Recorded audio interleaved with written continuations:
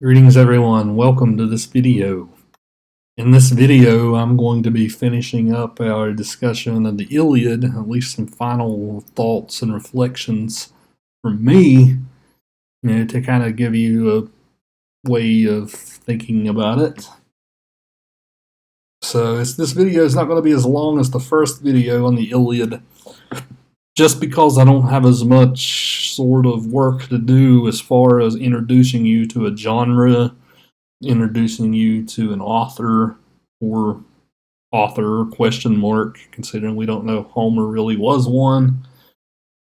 So today is going to mostly just be kind of thinking aloud on my part as far as how does the Iliad close out with regards to its themes.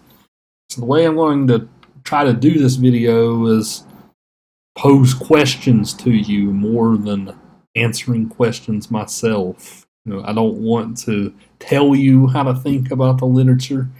I want to give you ways to think about it and debate it amongst yourselves. That's my goal. So as far as themes go, you guys might have noticed more, but I've noticed two major themes ending up and with a kind of recap here, not counting the characters, just the themes.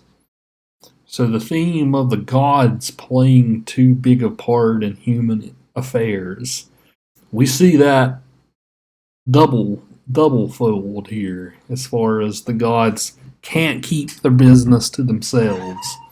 They're always interfering, always intervening. Hera and Athena and Poseidon are kind of taking the Greek side all the time. Apollo and Aphrodite are taking the Trojan side. Zeus is kind of just like, why can't we all just get along, right? I like Hector. He's pretty cool. He gives me offerings.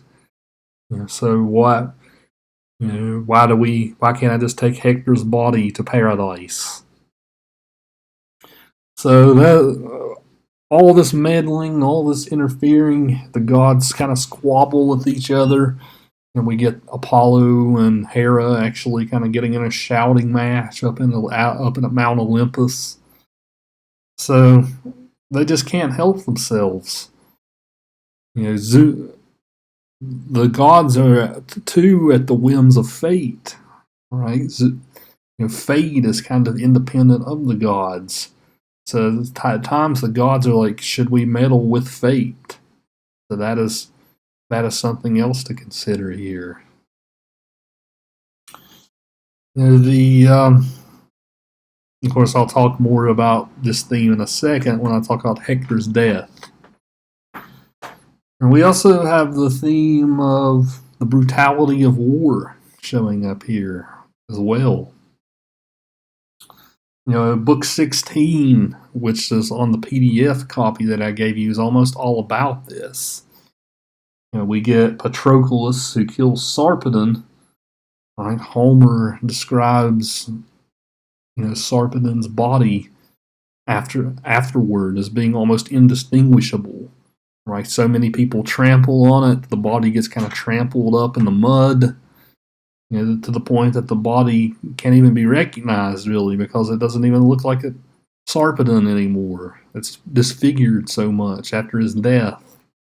Pretty brutal. We get Hector's half brother, who was his chariot driver, who Homer describes his death in a very brutal way. It even talks about how his eyeballs pop out. Right? So pretty graphic stuff for what we think of as ancient lit.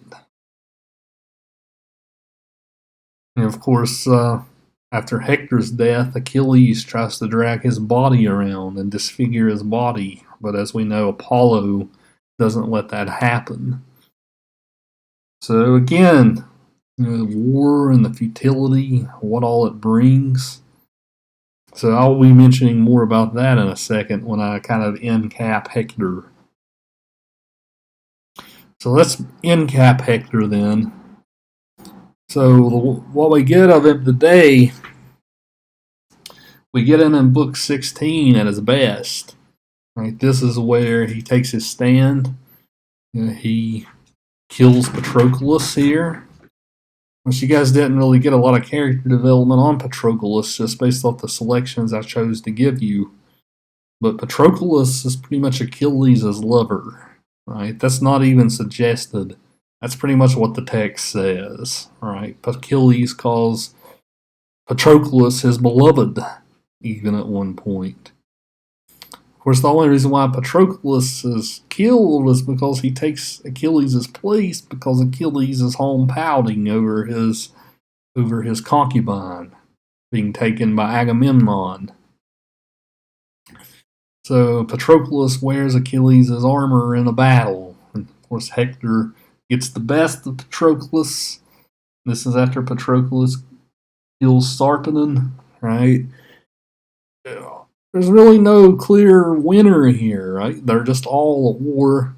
Is there really honor in one-upping one another? Right, that's something to ask yourself.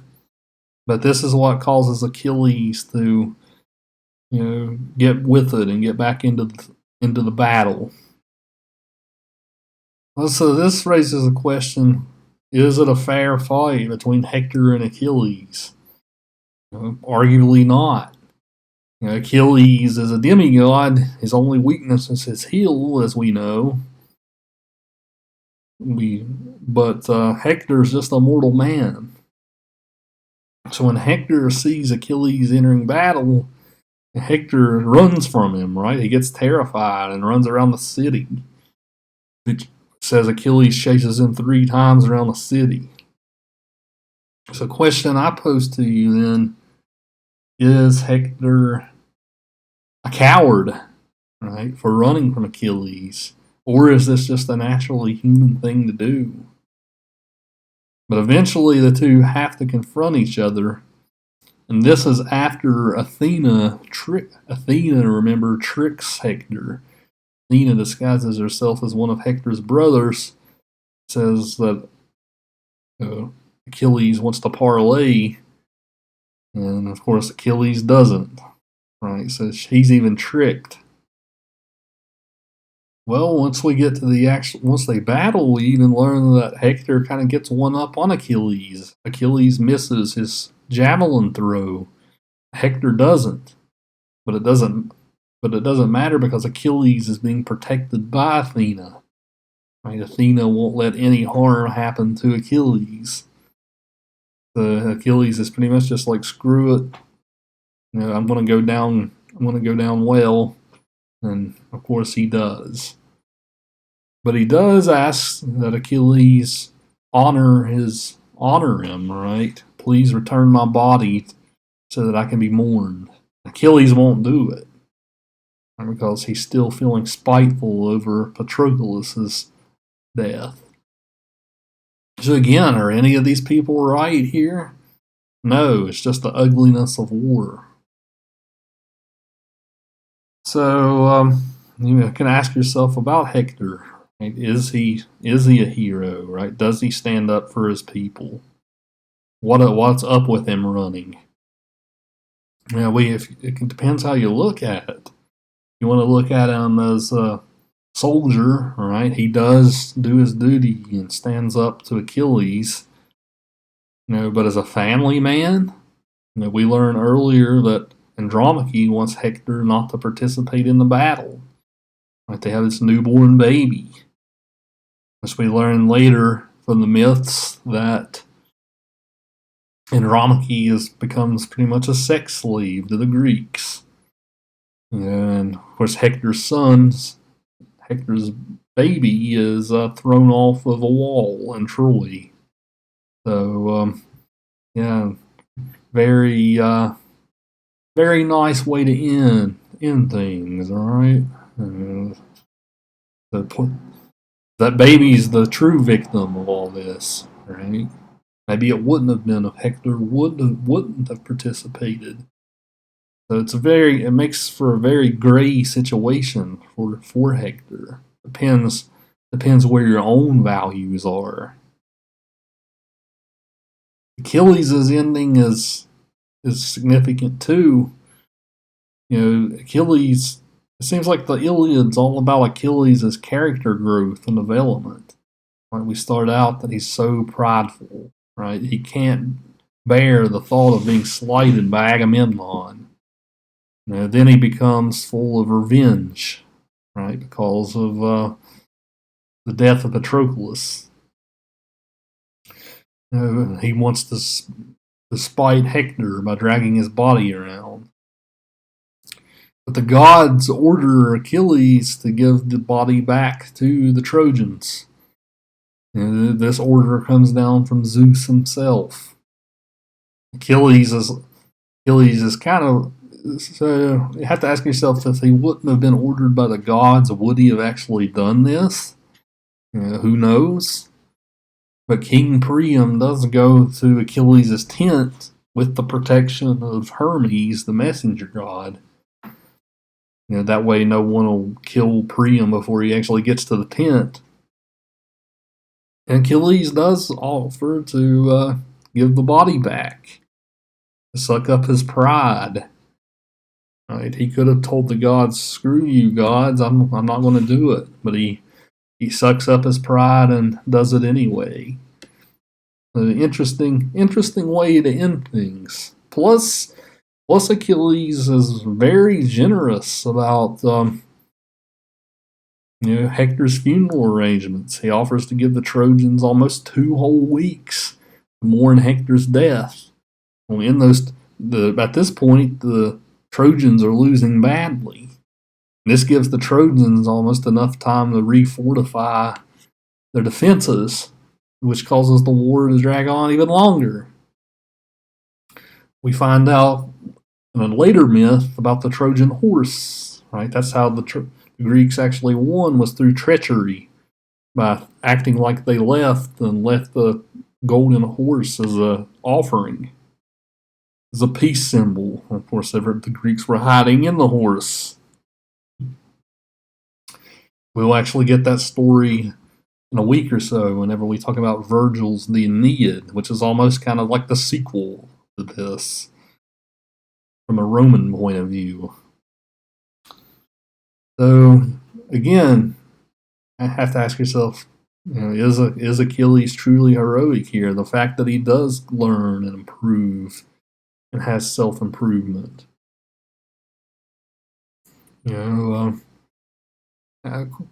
have to kind of ask yourself, why does Homer end the poem this way? Right? We know from the myths, about this is Achilles actually dies in the Trojan War because Paris throws the spear and hits his heel. Why didn't Homer end the Iliad that way? Well, maybe that wasn't the point of the Iliad, right? Maybe he wanted to show this growth in Achilles. Maybe, right? Now again, I'm posing the issue to let you make up your own minds.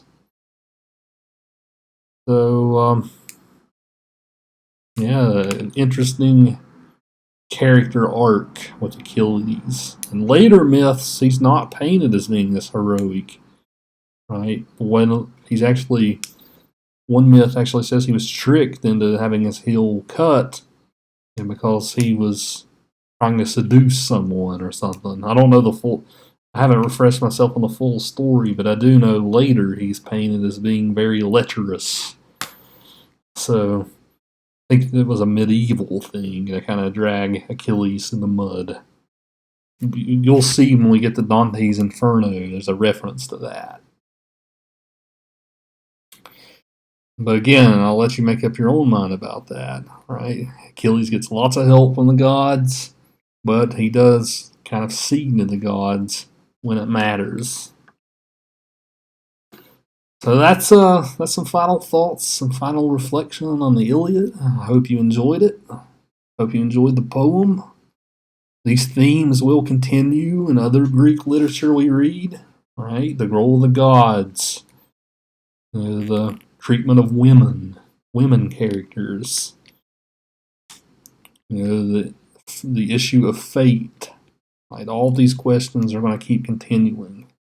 So until next time, guys, take care. See you for the next thing.